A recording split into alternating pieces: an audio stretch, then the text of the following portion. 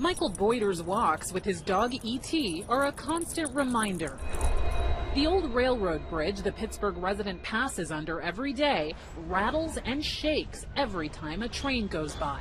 When I see it moving a whole lot when I'm walking underneath it, it's pretty scary.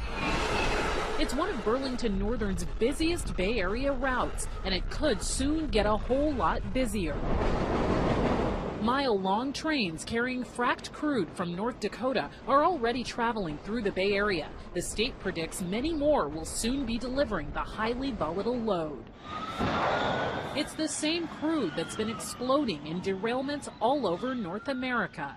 Anytime you have an increase of traffic with rail, there's an increased chance that there will be a derailment. Paul King is with the California Public Utility Commission, the agency charged with inspecting railroads. He says with 38 inspectors, they're getting the job done, with one exception. None of our inspectors are tasked or dedicated to inspect bridges. Turns out the PUC is only inspecting the tracks, not the bridge structures. The agency admits in a report to the legislature that's a potential significant risk because there's hardly any federal oversight either. There is one federal inspector, Federal Railroad Administration inspector for 11 western states. The feds require the railroads to inspect each bridge once a year, but the state doesn't have access to the information for an estimated 5,000 to 7,000 bridges. That's just an estimate because railroads don't give out hard numbers or really any data for that matter.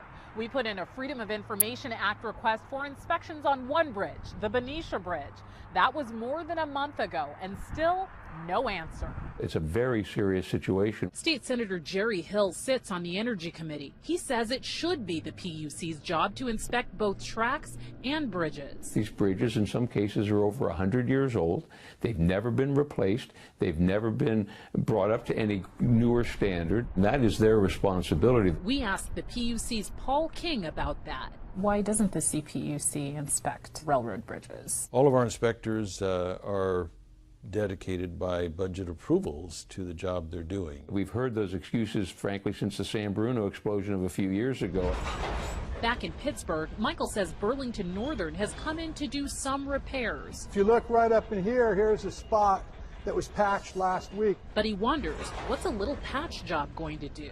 I think it's time for an upgrade. Kristen Ayers, KPIX 5.